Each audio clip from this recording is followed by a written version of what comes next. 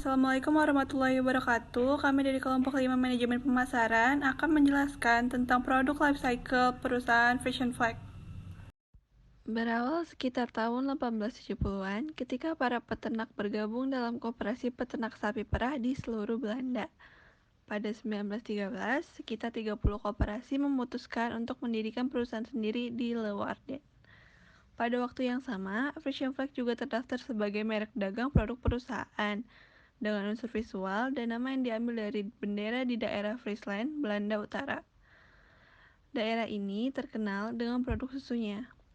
Pada tahun 1922, produk susu kaleng Frisian Flag pertama kali diekspor ke Hindia Belanda, salah satunya Batavia, Indonesia. Agar lebih mudah diterima oleh pasar dan masyarakat, produk ini kemudian dikenal dengan nama susu cap bendera. Upaya strategis tersebut terbukti ampuh dan susu kental manis pun mulai dikenal dan dicari konsumen di seluruh penjuru negeri. Identitas dan nama tersebut pun hingga kini telah menjadi sebuah ikon. Dikenal dengan nama susu bendera oleh masyarakat Indonesia, Frisian Flag telah memimpin industri susu nasional selama lebih dari 91 tahun sejak tahun 1922.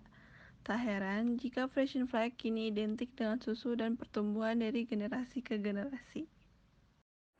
Pada tahun 1969, pabrik Pasar Rebo mulai dibangun, dan pada tahun 1971, pasar tersebut mulai memproduksi susu kental manis yang nantinya akan dipasarkan ke seluruh penjuru tanah air. Pada tahun 1969, pabrik Pasar Rebo mulai dibangun, dan pada awal 1971, pabrik tersebut mulai memproduksi susu kental manis untuk dipasarkan ke seluruh penjuru tanah air. Pada tahun 1977, PT Formos Indonesia dan pabrik Ciracas diambil alih, sehingga PT Frisian Flag Indonesia memiliki dua pabrik, yaitu Pasar Rebo dan Ciracas. Setelah produk susu kental manis, PT Frisian Flag Indonesia mulai memproduksi susu bubuk pada tahun 1979. Susu pertumbuhan yang pertama di Indonesia pada 1988 dan susu UHT siap saji pada 1991. Tahun 2012 menjadi salah satu momen penting bagi Frisian Flag karena menandai 90 tahun keberadaannya. Sebagai bagian penting tak terpisahkan dari kehidupan keluarga Indonesia, dan hingga kini PT Frisian Flag Indonesia masih terus melanjutkan komitmennya untuk membantu memperbaiki status gizi bangsa Indonesia melalui produk-produk inovatifnya. Untuk mempertahankan posisi sebagai market leader, Frisian Flag terus berupaya melakukan peremajaan merek, agar merek selalu segar dan mampu mengikuti perkembangan zaman yang semakin modern. Salah satunya adalah dengan memperkenalkan logo baru, dengan tetap mempertahankan konsep logo yang hampir sama.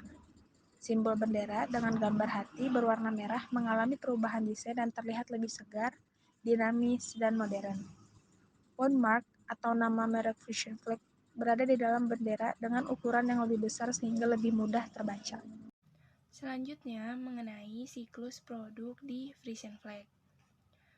Ada 4 tahapan dalam siklus produk, yaitu yang pertama ada tahap perkenalan atau introduction.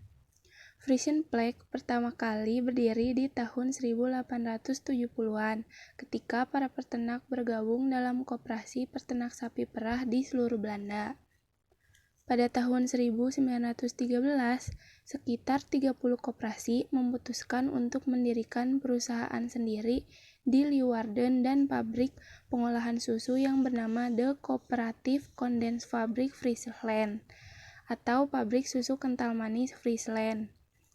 Dikenal dengan nama susu bendera oleh masyarakat Indonesia, Frisian Flag telah memimpin industri susu nasional selama lebih dari 91 tahun sejak tahun 1922 di Indonesia. Tak heran jika Frisian Flag kini identik dengan susu dan pertumbuhan dari generasi ke generasi. Kemudian pada tahun 1969, pabrik Pasar Rebo mulai dibangun. Dan pada awal 1971, pabrik tersebut mulai memproduksi susu kental manis untuk dipasarkan ke seluruh penjuru tanah air. Yang kedua, ada tahap pertumbuhan. Pada tahun 1978, PT Frisian Flag memproduksi susu bubuk di Pasar Rebo.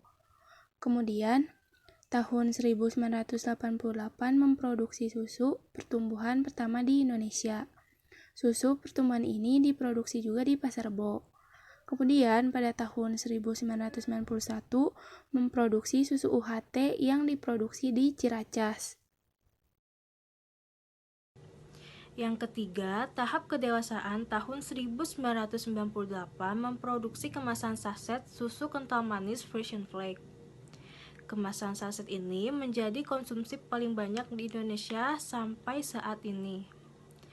Tahun 2010, PT Frisian Flake mengubah logo Frisian dengan warna yang lebih cerah, dinamis, serta tulisan Frisian Flake yang lebih besar di lambang bendera. Hal ini dilakukan Frisian Flake karena Frisian Flake selalu ingin mengikuti perkembangan zaman. Frisian Flake mulai melebarkan pemasarannya ke Pulau Papua. Dan ternyata Frisian Flake di Pulau Papua penjualannya laku keras. Setelah 90 tahun, tepatnya tahun 2012, Frisian Flake dan Sea-Nuts diluncurkan di Indonesia. Tahun 2013, Frisio mulai diluncurkan di Indonesia. Tidak lama berselang, tepatnya tahun 2014, Frisian Flake mengganti kemasan baru berupa FF Suprema. Yang keempat, tahap penurunan. Sampai saat ini, belum ada hal yang membuat PT Frisian Flake mengalami kemunduran ataupun penurunan. Ada beberapa kebijakan yang dibuat PT Frisian Flake demi mensejahterakan masyarakat Indonesia.